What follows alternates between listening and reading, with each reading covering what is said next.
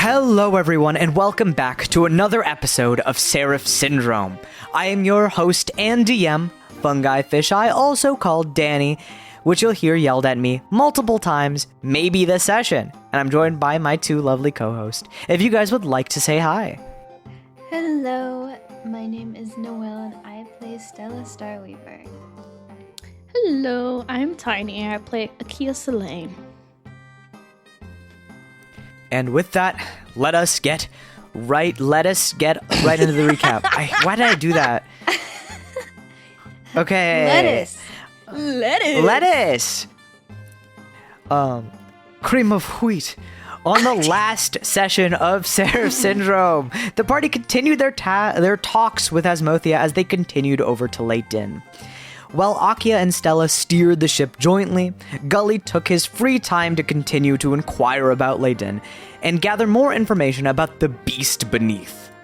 Shortly after he could start the conversation, a 3-Kreen named Arkvasi landed onto the ship. He quickly deduced that the party was no harm, and they were bringing back Asmothia, and began tending to his liege. Asmothia assured Arkvasi that the party was here to help their situation. Arkvasi flew ahead to meet the party there, and set some things up for them. As the party neared Leighton, they stopped the ship on the swirling outskirts of the sifting sands. They treaded the dunes and moved their way closer into a tower protruding from the sands. After surmising it was the skin of the beast, they all shuddered within the lamplight. Akia read 3-Kreen, finding out the beast's name, Vaku, the World Eater. Despite the largely looming threat, our party of people-pleasers and insane people traveled even further down to the ancient museum. As you guys stand there amongst the relics of ancient days, Asmothia walks with you guys through the halls, after fucking up calling this a library. This isn't the library. This is the museum. Oh, a museum. Ah, how lovely.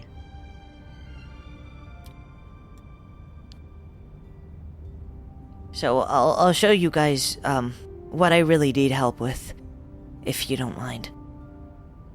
Oh, of course not. That is what we're here for. I know that the task I've asked of you is monumental, to say the least. And I know that the titles and figure is quite daunting. And Asmothia looks up at the discarded husk of the beast hung above the ceiling of this museum, looming over you guys. You see Akia visibly more and more concerned. Yeah. But what's here is what I know. If we could get this, we'll be able to fight on equal grounds with the World Eater. At least I'll be able to. And you see as Asmothia leads you guys across this silken tile shining under the lamplight. As you hear their little feet click against the tile, along with your own feet, Asmothia shows you guys to a pedestal in the center of the museum. You see above you there is this giant crystalline structure that is letting out almost iridescent and rainbow light downwards onto the center pedestal. And on this pedestal in this beautiful room, you see a blade with a long staff with a blackened handle that shines like obsidian beneath the light of the flame.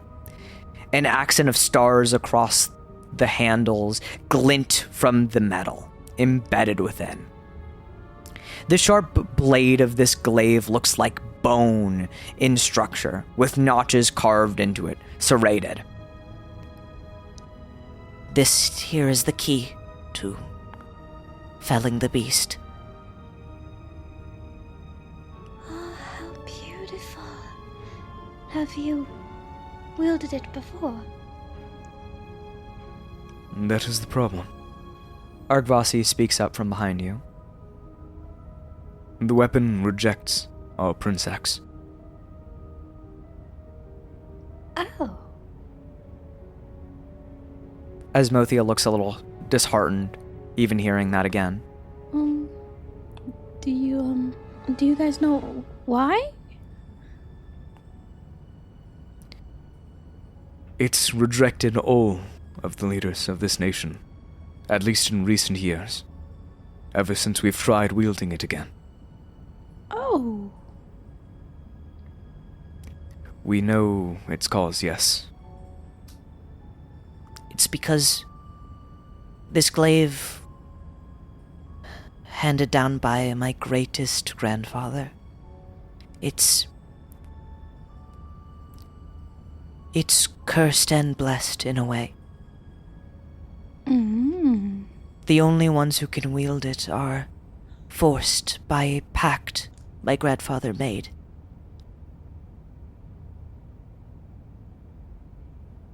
A pact, you say? What kind of pact? Asmothea, like looks at the blade behind its glass container, and you see, as they touch the glass,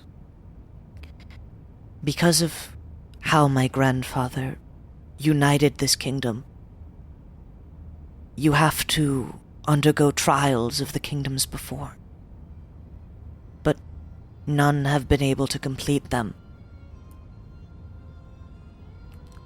Especially because any three Kreen that isn't royalty isn't allowed beyond the depths.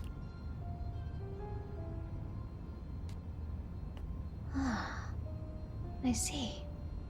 And that's what you've been training for? Normally I would have to do it all by myself. But you all aren't descendant of our bloodline, so you would be able to help.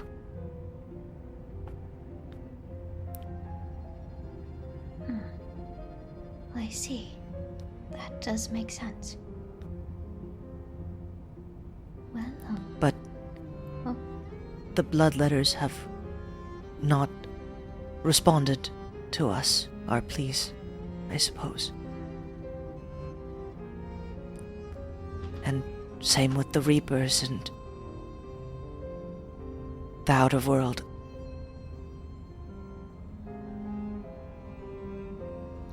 Oh.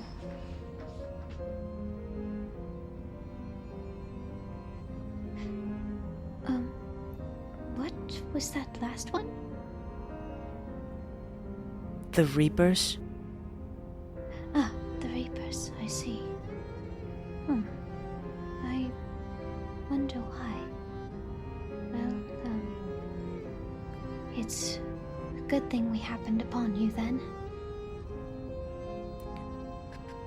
I can surmise the reason, I guess. It's clear to me that the Bloodletters and the Reapers would not want to send any people towards this city if it means losing massive amounts of people. And by the sounds of it, yes, the World Eater Vaku it might, theoretically, end a lot of us, or a lot of people who are untrained. The title alone does really, yes, it does insinuate maybe a lot of, I'm not gonna take you guys to your death. I think. Asmothea rubs their head, like, almost like they're feeling like regretful or even remorseful for asking of this favor. It's alright. It's alright. If anything, we'll be stronger for the experience. Which we will live through. Yeah. Igrim just nods with you guys. See? Exactly. Big guy agrees. Well, I suppose that's all the reassurance that we need, really. we'll have to undertake the trials. And you will be getting boons for this. Anything you want. Anything that we have in our power to give you. Oh, I see.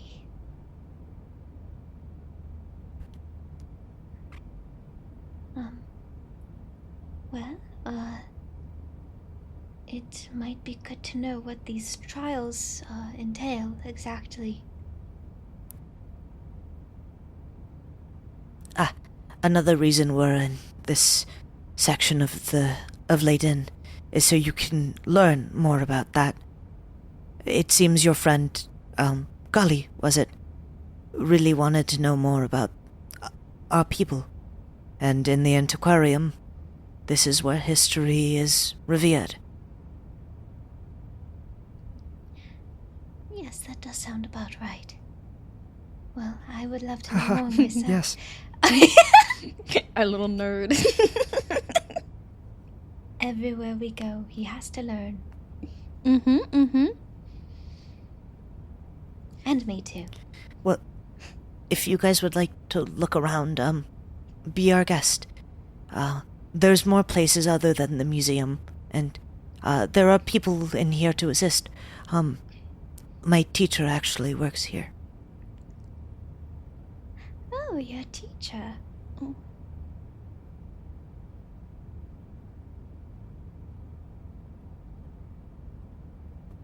I see. Well, thank you very much. We will definitely take advantage of it. I'll be here if you need anything. Of course. You won't regret inviting us here. You see, for the first time since you have met Asmothia, they look like they give a honest smile. As if they feel they're not being a burden for once. El bebé!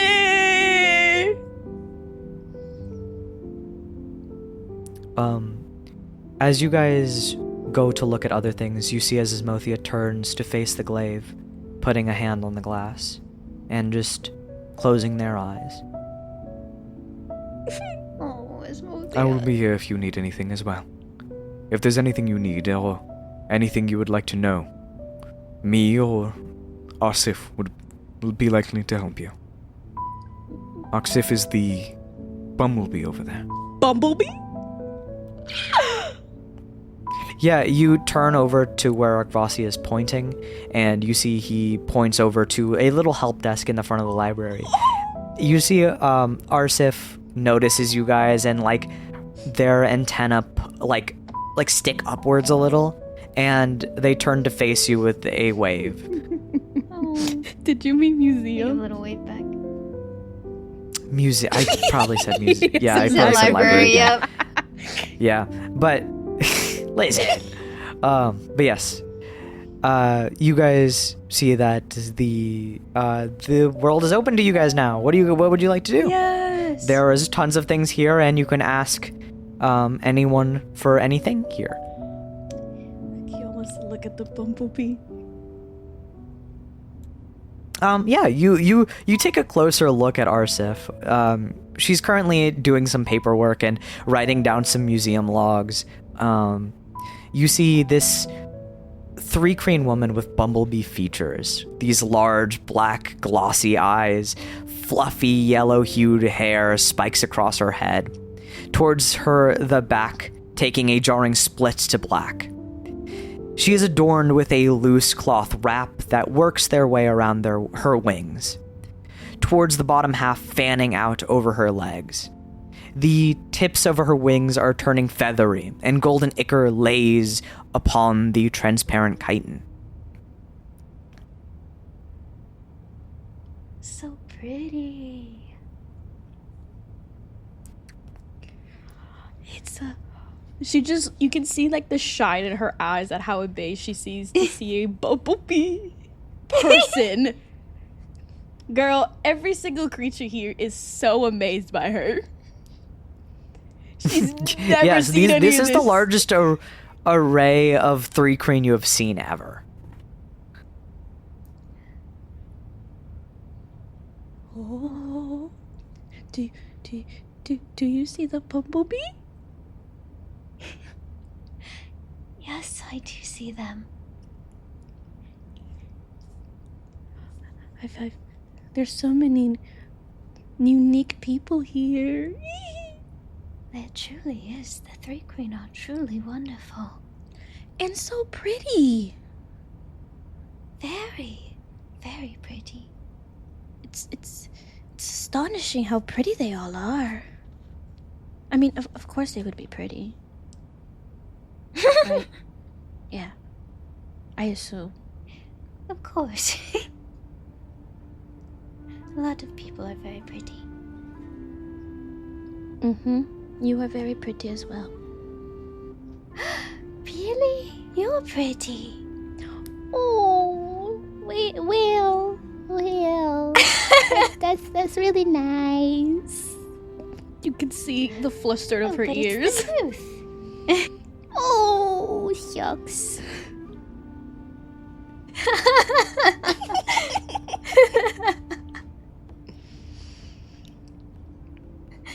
Don't mind us, guys.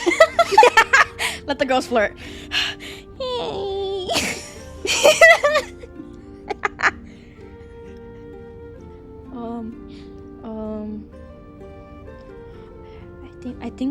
I think Akia kind of wants to go to the help desk to like ask, is there anywhere things about like the history to go to? Yeah, you walk up to the help desk and this bumblebee 3 crane looks up at you. Yes, what would it be? Oh, Little friends of Asmothia? oh, yes.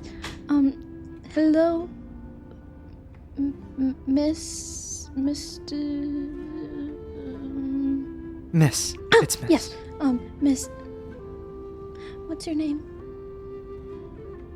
My name is Asif Bizbati. Oh, nice to meet you. Hello, Miss Arsif. I was told to come here for like questions and help. I kind of want to know where's the best place to kind of like learn like the history of this place. I don't go out much, so I don't really know a lot of things, and I kind of want to learn little things about you guys. You're all very pretty. You are standing in the middle of a museum, sweetie. Also, thank you.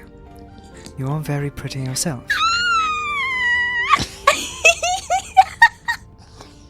Oh, wait, thank you. So I could just walk anywhere and I will see stuff? Absolutely. It depends on what you would like to know, though. This is a very historical place. Oh. Inside the old shard. So you see as Arsif like points around. Here you will learn more of the stricter facts about history. But there are other things within the antiquarium that, if you would like to know, you should visit them. There's the Grand Library, where we hold our mythos close. The written word, things that one might not believe within history. Then, within the antiquarium, there is also recreations to temples that were of the old world. You would have some more specific information there. Thank you. I'll probably look at that last one. Of course. If you're interested in any of the artifacts here, I can follow with and explain some of them. It seems like your friends are getting ahead of me. Oh. Are they leaving me? Gully is like walking around already. Yes, I would like that very much. Of course. I can show you some of the more notable things. Ooh, yes. As you follow Arsif, they lead you around the museum. And they show you some various, like, there are some smaller things, like nothing incredibly important. You see that there is, like, they show you pottery from an ancient city called, or an ancient, like, underground society known as the Sede. They show you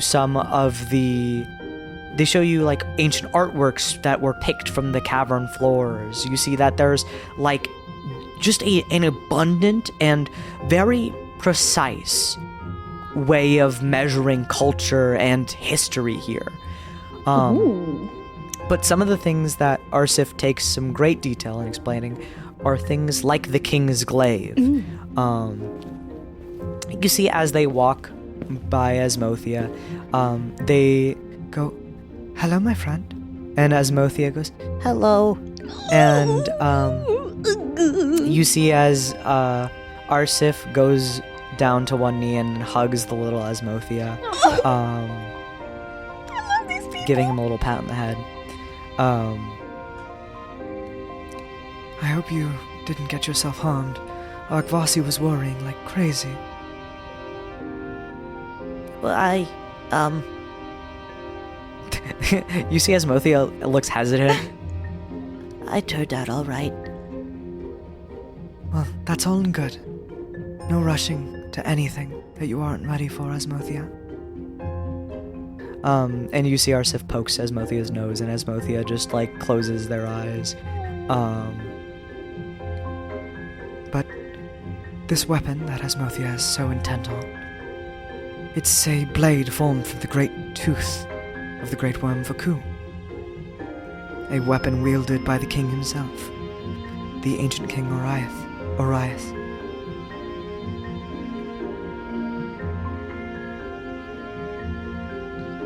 It's quite a beautiful thing.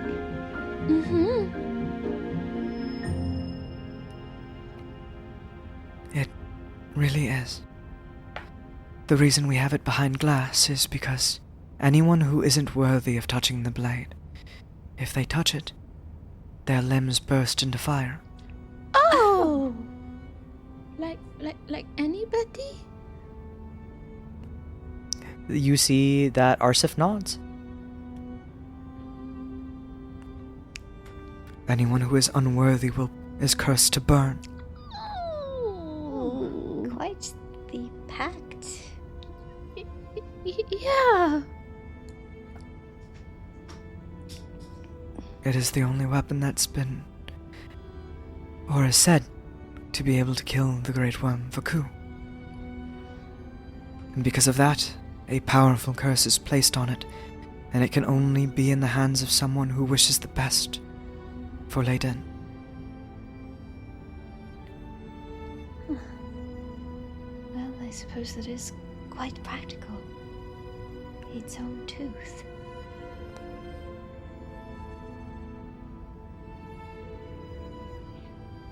Quite. It has gone millennia without being wielded. That's a really long That long time. ago, You see that Arsif nods. quite. Wow. The very last person to wield it was the very person that brought it here and laid it to rest after declaring times of peace.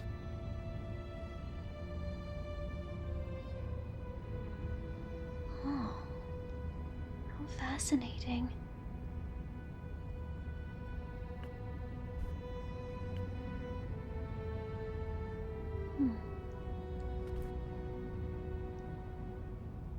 You see, like, and something you notice is that every 3 Kreen has 2 sets of arms. Like, they have 4 arms, but Asmothia only has 2.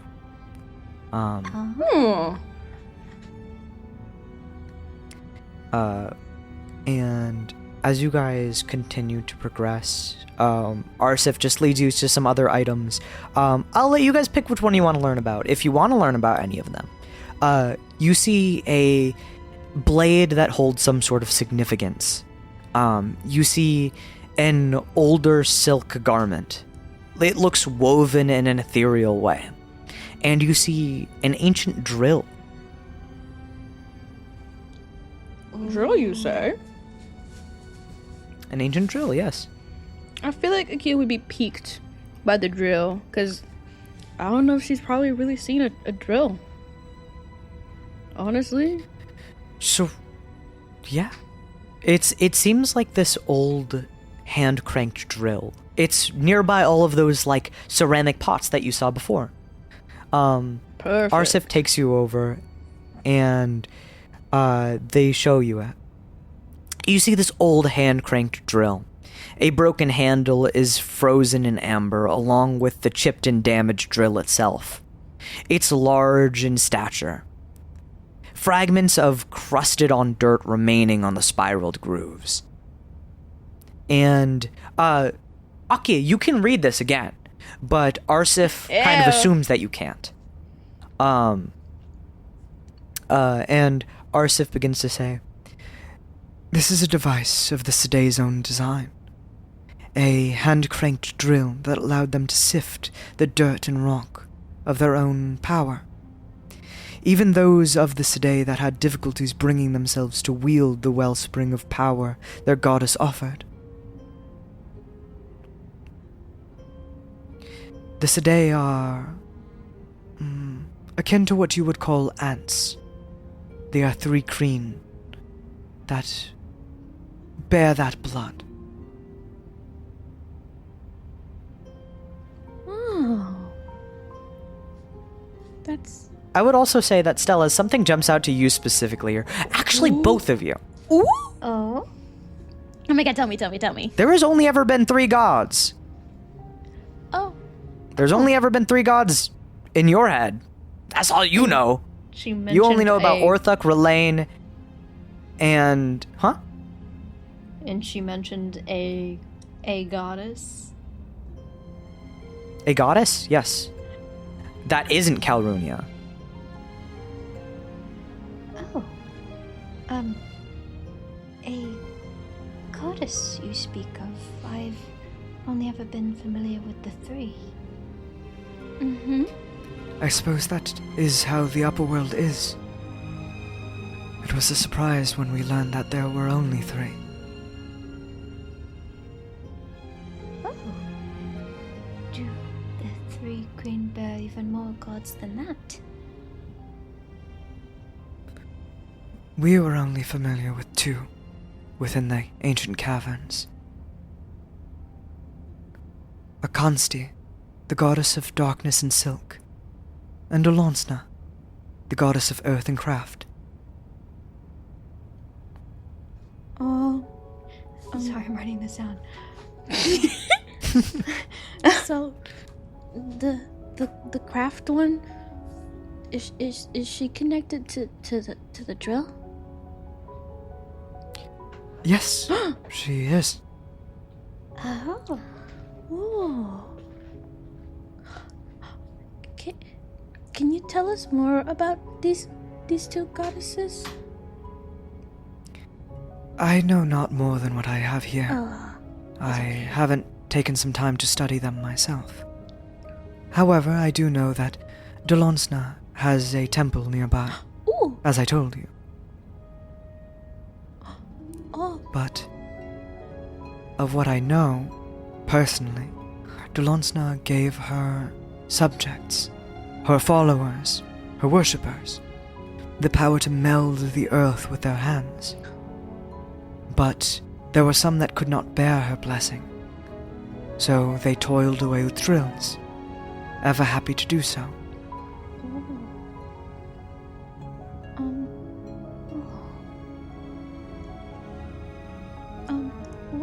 Would it be okay if I go to that temple? Of course. I mean, I suppose they would welcome you. I don't know their policies. Oh. Do you know how I could get there? You would have to leave the museum first, but I could tell you the directions. They're just down there. Oh, okay. Okay, that would be nice. It looks like a great dirt mound, almost like a pyramid. Mm-hmm. All right. I will see you 2 soon. And she kind of just bows her head and then turns to like go to the temple. Yeah, you bow your head. I'd say like Gully is pretty done looking around. That's He's surprising. looked around. Or wait, no. I'm gonna rephrase that. What is that? The nerd? Is he ever done? No, That he part. isn't done. Yeah, no, I realized he's never done. He is currently sketching Vaku in the I entrance. feel like we would have to drag him out. Oh my god, that makes sense. Yeah, but he is like sitting crisscross applesauce in the middle of the museum and drawing Vaku's face. I love him. It looks really bad. Oh, But my boy. Arteno is pretty uninterested and just goes, If you need some company, I can come with you. Oh, that would be lovely, Arteno. Of course.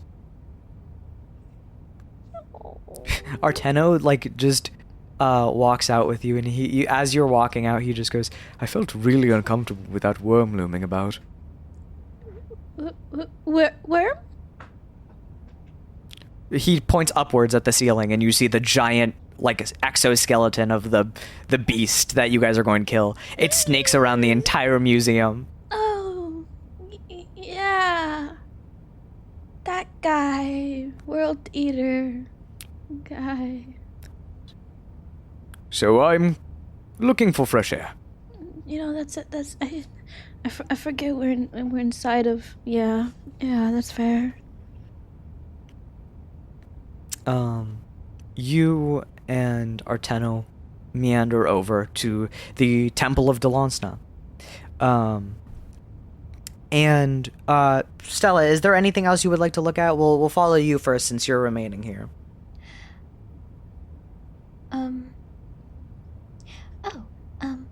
I would love to learn a bit about this silk garment here. Of course. And you see as Arsif takes you down, or over to another section of the museum. This segment of the museum seems to be much more eerie in tone. The lights are kept a little dimmer.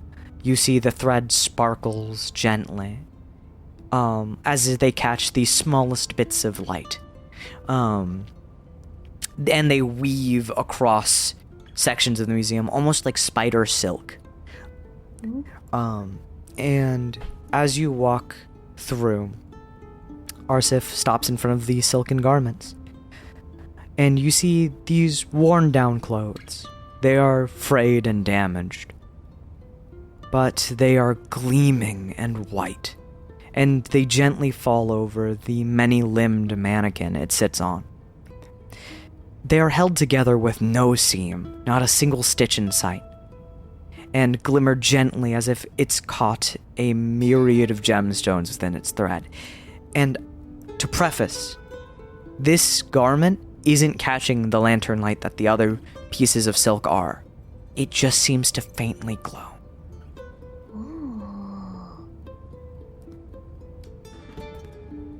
These garments were worn by the Akonsti. Or, should I say that that's their god. My apologies. This was worn by the Arachne. They robed themselves with the highest quality of thread, spun from their own person. The garments they adorned themselves were durable, so durable that they have survived so long. This was an article of clothing recovered from deep below, before it was sealed.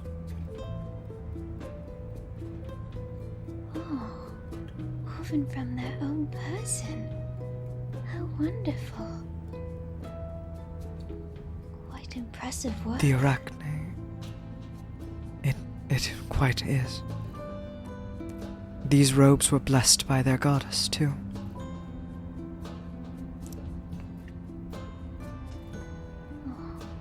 How lovely.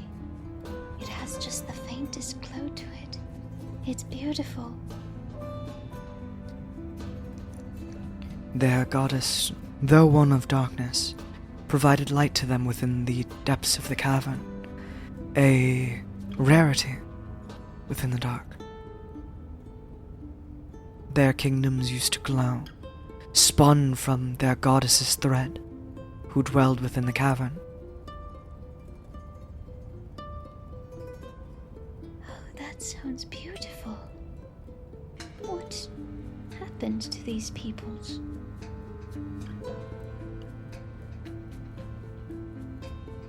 From what I know, war. War over land. War over possessions. War over resources that were uncommon. That war drove them to slaughter, deep below. As their goddesses left, they were left to fight and fend. The Arachne slowly lost their light. Their kingdom's glimmer faded into nothingness, into the dark, and thus they were swallowed up by their grief. And in that grief, they picked their blades. That hunger would soon envelop the other kingdoms within. Until now, those kingdoms, those ancient cities, are void-bound, and a simple memory to its people.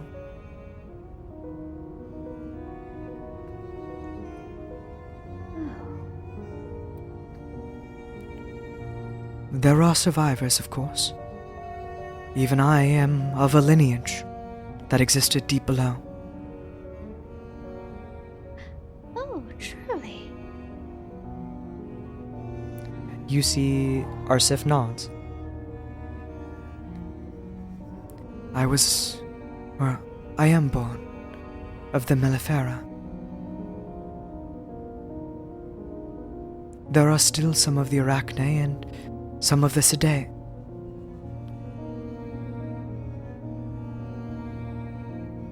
Ever since our people were liberated from the dark by the King Ariath, we dwell within the kingdom of Leyden, just as everyone. That is why this place is such a miracle. Oh, that's beautiful. I did notice that much of the architecture looked different. Is that why? Yes, many cultures, even ones that did not exist within the dark, found their path here, within Leyden. Within the cavern that we were born into, there was only the Mellifera, the Sedai, and the Arachne. But ever since we were exposed to the light, we were exposed to a melting pot of people, varieties. Those who lived in the sand.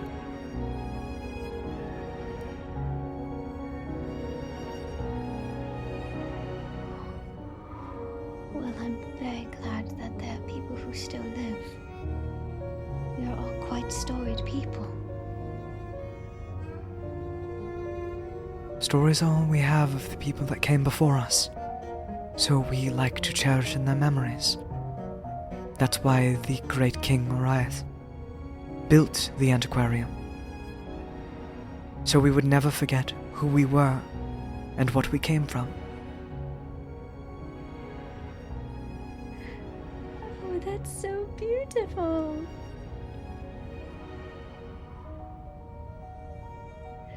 Oh, I'm very happy to have seen all of this. Thank you very much for telling us about all of this. She nods.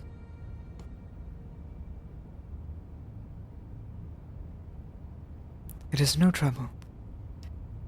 Not only is it my job, but I take great pleasure in informing.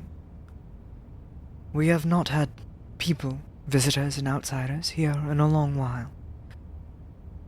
In a long, long while.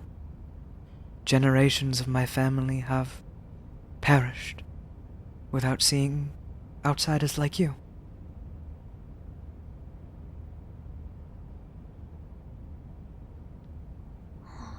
I see. That makes us very lucky then, I would say.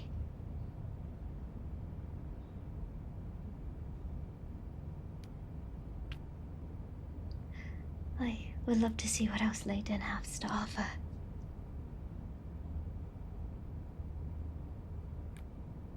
If you take any interest in the Mellifera, that blade for one is a good start. But there is also a memorial beneath. With your duties and visiting the old kingdoms, I would be glad if you at least knew of ours as well. Oh, of course, I would love to learn as much as I can. And if you visit the memorial, say hi to my wife. Oh, of course, that sounds quite lovely.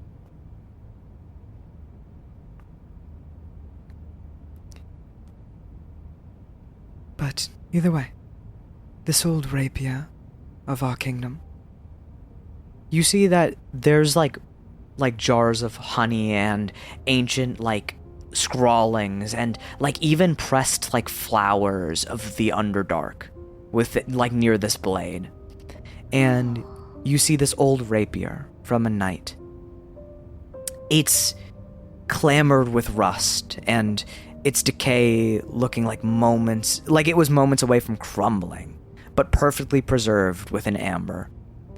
The base of the display has runes that are carved into its surface. this blade soaked in blood once protected the flora of the ancients, though its wielder had thus been reduced to a title, a knight of the ancient kingdom.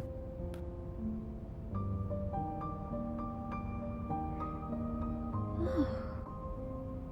Reduced to a title.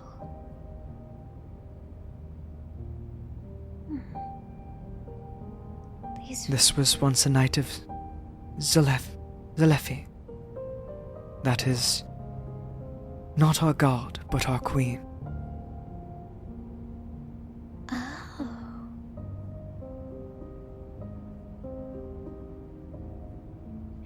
Oh, these runes. What do these runes look like? Anything I've seen before? They look like the preservation runes that you saw in those flowers that one time. Oh. Oh, these are for preserving, right? You see Arsif nods. The runesmiths of this kingdom are very proud in their skill, and we ask them to assist, for these historical artifacts would disappear, if not for them.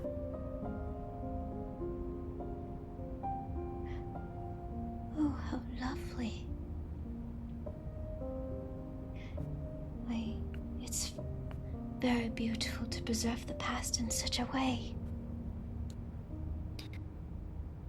I think at that point, we are going to switch views over to Akya and Arteno as you guys walk over to the Temple of Delasna. And you see this, Akya, as you are walking up to it, you see this entrance to an ancient mound. Or not an ancient mound, but a mound. Almost like a small pyramid that flattens out and opens up at the top. A tunnel leads deeper into this dirt mound. You see blackened stone forms an archway that is tied together with a dull blue rope holding it together. Small lanterns illuminate the area gently. I suppose this is where we're supposed to go. I think so. Oh.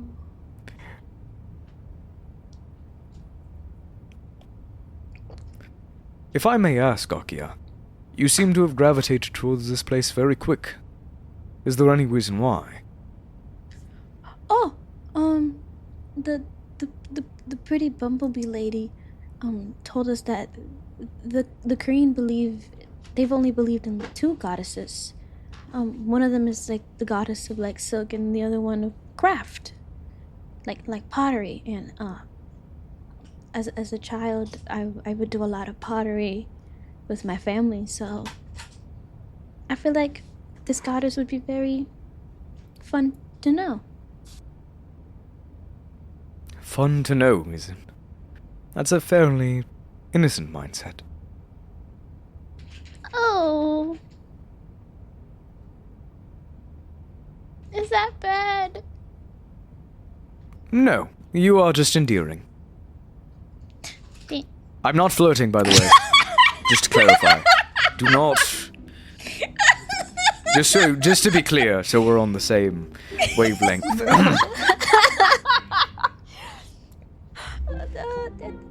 Yeah, no, I don't think I would think that, but thank you. Thank you. Yeah, yes, I'm much too old for your taste, I'm sure. He rubs the back of his head.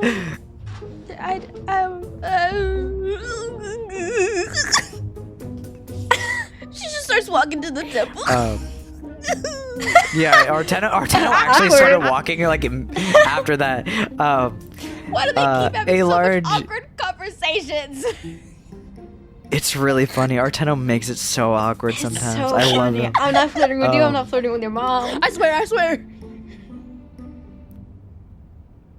And as you guys go down this path, as you walk further into the temple, you see that there are several pots formed of rich blackened clay. They are glossy in complexion, and at the end, you see a bluish-gray door that impedes the entry further. A circular window sits right above it, and it showers you in warm-hued light. It also glimmers from the crevices of the door. She would start to look at the black pottery, and would this type of black clay or whatever it is be something she's worked with before? Do you touch it or anything? Do you feel it? I feel like she's a little hesitant because she's scared of if she's even allowed to touch it because it's a temple. But her hands kind of It is a temple, yeah. grazes over it. She doesn't touch it, but it's hovering around it. Okay. I think I get what you mean. Roll me a history check. Okay. History, where are you? There you are. An 18. Ooh, Yes! okay. Yes. With an 18 on your check, as you inspect this pottery a little closer, it is familiar, but in the sense that, it is of a similar substance. It is clay, yes, but it is just a different hue. It seems like whatever, minerals within this clay specifically gives it not only a glossy tone, but that rich black tone that sparkles a little bit. Oh, wow. I haven't seen this. I've seen some similar type of clay, I think it is, before, but not this one. It's so pretty.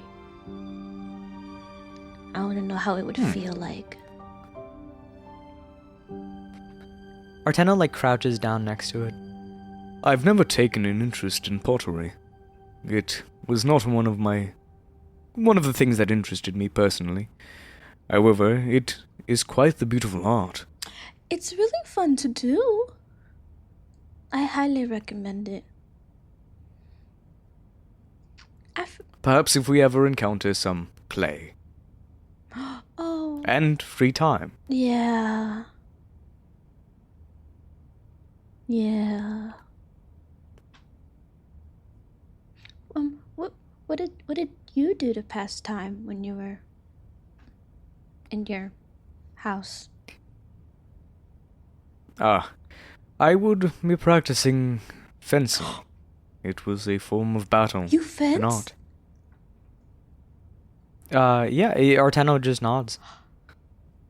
That's pretty cool. It is just a rich, spoiled person's sport. But it's cool and it's good for defending yourself. But when we're in battle, if something comes towards you, you can defend yourself. Arteno smiles a little bit. I am not incapable, yes. Mm-hmm. Just trying to abide by that promise. Thank you. I kind of don't want you to die. I kind of like you. But if the situation comes up, I want you to know that I will fight. Because if you all die, then I'm next, anyway. So I prefer to be on the battlefield with you, rather than on the outside. She kind of looks back at the pottery and is just like, I get that. Just be really, really cautious. I really don't want you to die. And I don't want you to die either. Though this journey has been... too late for that. Excuse me? What? Arteno wasn't there for that. I know. She just giggled to herself like, yeah, too late for that. What? What does that mean?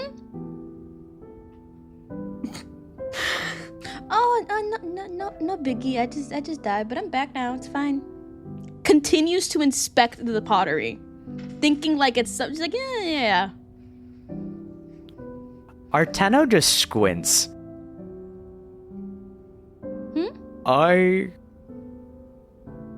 That is very much a big deal. Is that why your face changes the way it does? Oh no, not that one. That one is because I made a deal with a mean-looking guy. The reason why my eye isn't there is because I died. And she kind of like moves her hair, even though she knows that her face is changing, to like maybe see it a little bit better. See? I see. That is quite the. We should get you an eye patch. That is a good idea. Well, I mean, either way, I can't see from this side, so like, It's just, it's just like yes, you do you. Is it like just black or is it like a socket? It's like a socket. It's like a Can I socket. stick my finger in there to like touch it. You're gonna poke your brain. Aww. Damn, I don't want to poke my brain. It's like an empty cavity. And she kind of like puts her hand around it, and she can tell like the divot. And she's like, "Well, maybe because I can just poke my brain right now if I wanted to." Yeah, not good. Not good. And an enemy could do that too. She kind of thinks about it. It's quite not good. Perhaps like a metal eye patch or something, That'd something be of that. so Like cool. I would get it for you. I could get that for you. That'd be so cool.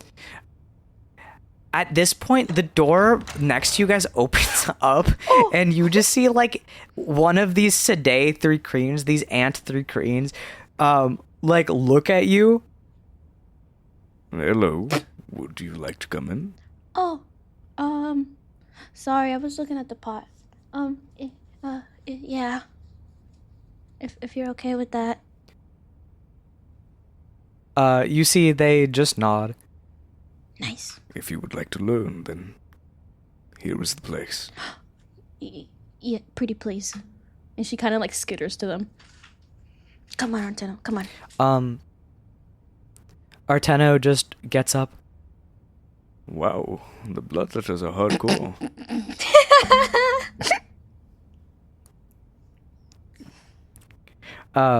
And you guys walk into the cavern, and you see a large chasm and underground network expands before you.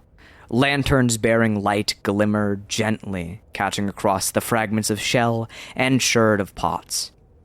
The section of the cavern that opens out before you the most bears etchings and paintings across its dirt, stained with faded reds across the compacted dirt.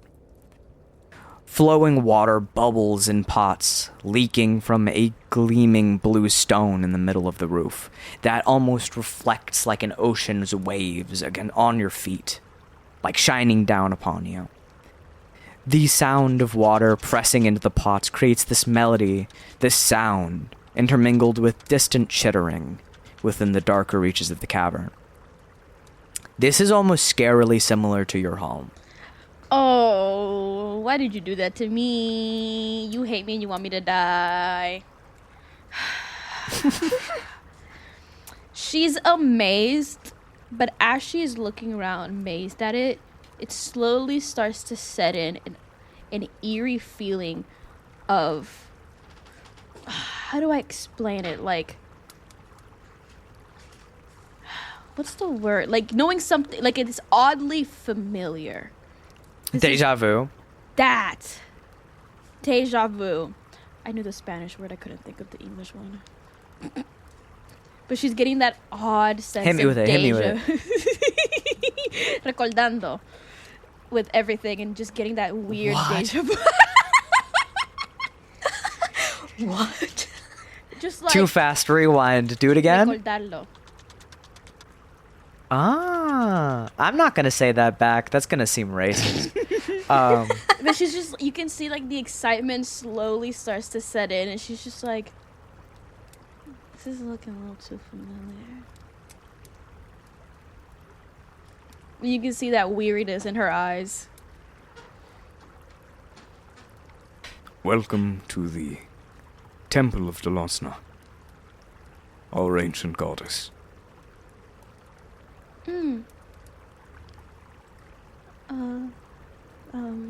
She's kind of dazed a little bit, looking around. Yeah, I heard that she is the goddess of like crafting and like pottery and all that, right? Yes, of earth and craft. Her Majesty gifted us with the ability to make what was in our minds. A gift to birth things into the world of our own hands.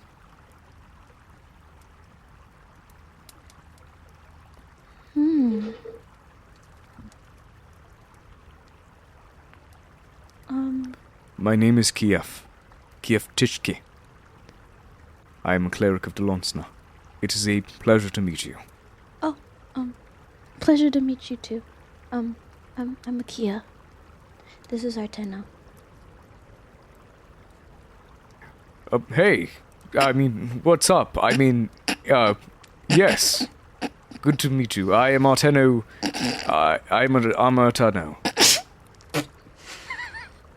Why is it when we're together he's so fucking awkward? So funny. Arteno seems like awkwardness Arteno rubbing seems a off on little you? bit wowed. Maybe a little bit.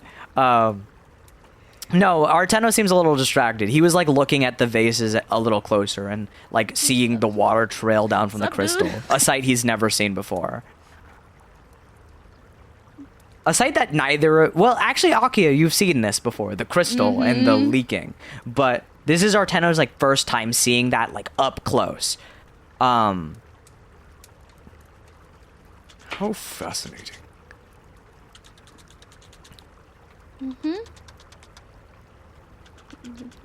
Very familiar. Well, yes. Is there any reason that you visited our temple today? Oh, I wanted to know a little bit more of this goddess, since, as I was told by the nice bumblebee lady in the museum,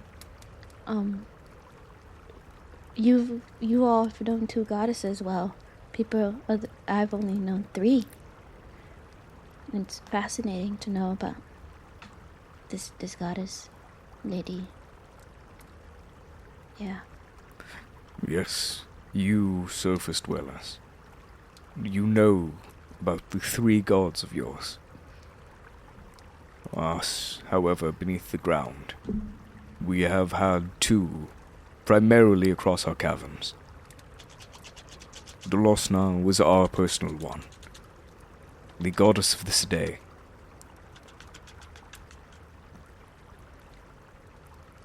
Her abilities gave us the strength to meld earth, the strength to create what we could imagine. She's the goddess of earth and craft, and from the soil we forge forth homes of the earth and create their utilities.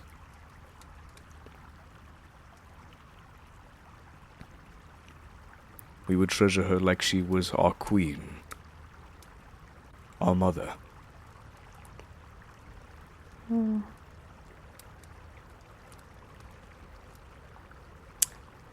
Would the people back at her cave treat Calronia in the same sense? Like a mother and like a you would treat Calrunia much more like a figure of worship, like a goddess. Gotcha.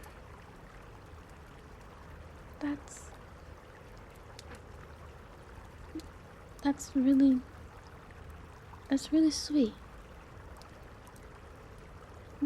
I never thought of a goddess as a mother.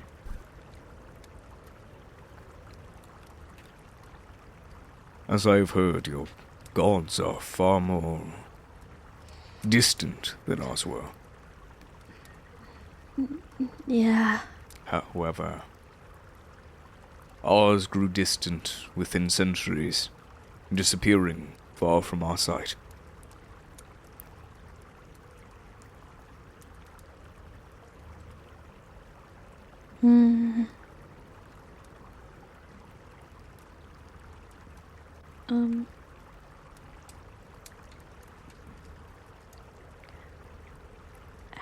Have you all always known your goddess? Have you ever actually interacted with her?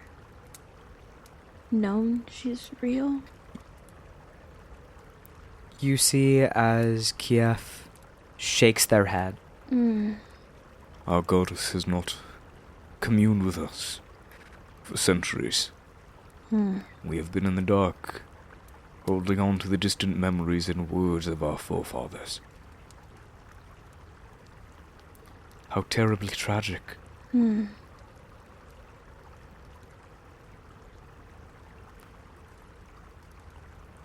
From my looser knowledge of the ongoings of gods and what I've heard of them, ours seems to have been losing contact as well. Or they have lost it entirely.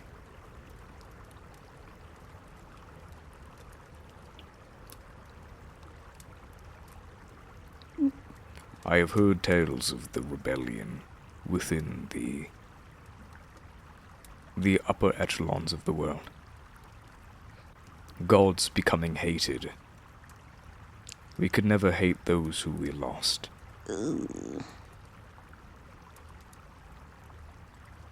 You can see she kind of like flinches at the thought of them saying hated, and kind of starts to look at the ground.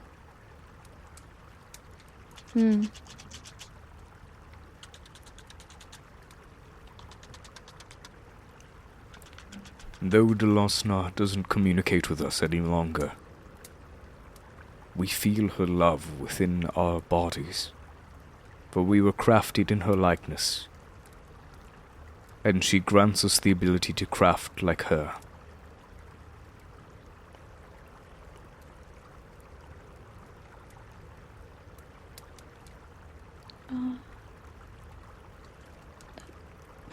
That sounds wonderful to know. You still feel loved by her, even if she's not around.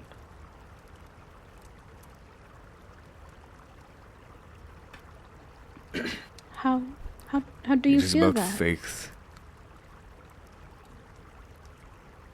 Faith in that her love never faded, even though her words and her visage have. Even though we may not be around her, commune in the same room as her.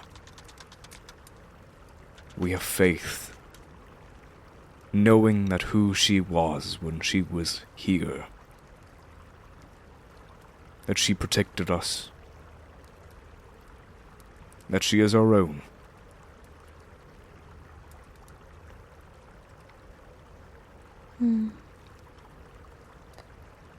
Faith.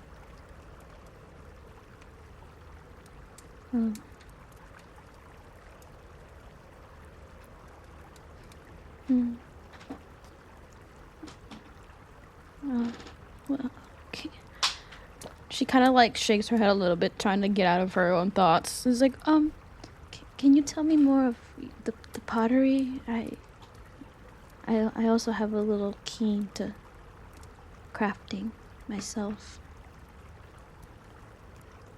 Well, the artworks we craft, the pottery, the delicate workings that we make, they are in reverence to her, to Losna.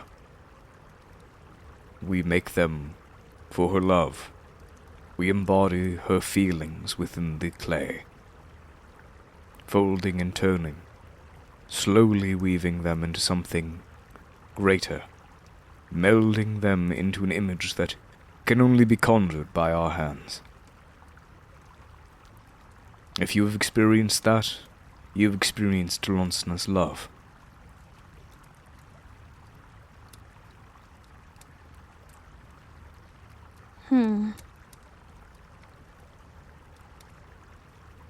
Her love.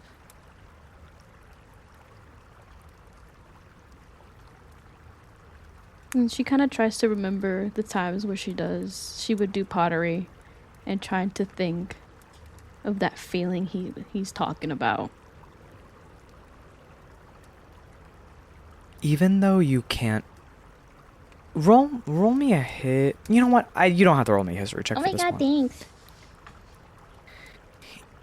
Even though you can't know about this god's love, he seems so adamant about talking. This grander feeling that he speaks of. You resonate with the word love. And the idea that when you were within that cavern, when you were making those pots, when you were being guided and taught, it was always with a loving hand on yours. You remember you as a child, sitting, turning the wheel, slowly melding the clay in front of you into something that everyone would get to use. Your mother's hand hovering next to yours, the warmth of her hand touching you. You remember the love that your father would bestow upon seeing what you had made. You remember a warm, fuzzy love. A feeling permeating across your body and in your heart.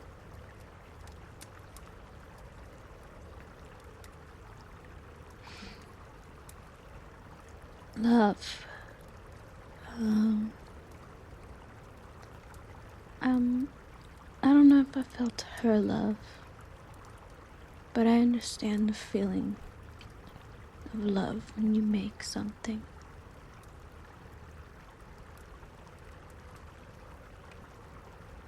I understand that feeling. Love is a powerful thing.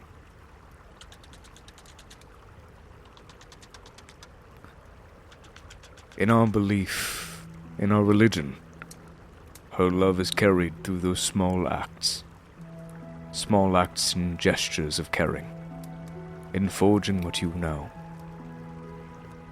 And that is the Losna's love, and that is our love.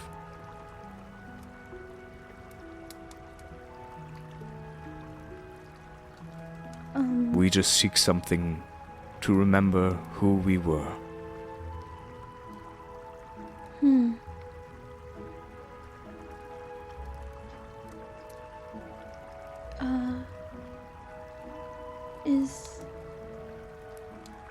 Is there a way I can make something? Of course. We have areas where you can craft here. Thank you so much. You were very helpful. Of course. If you would like to know anything other about our god, our goddess, please ask away. That is what I'm here for. To sing our goddess's praise. Of course. Thank you. You see that Kiev points you over to where you can go and craft something of your own heart's desire. However, right there is where we'll have to end today's session. I'm gonna cry.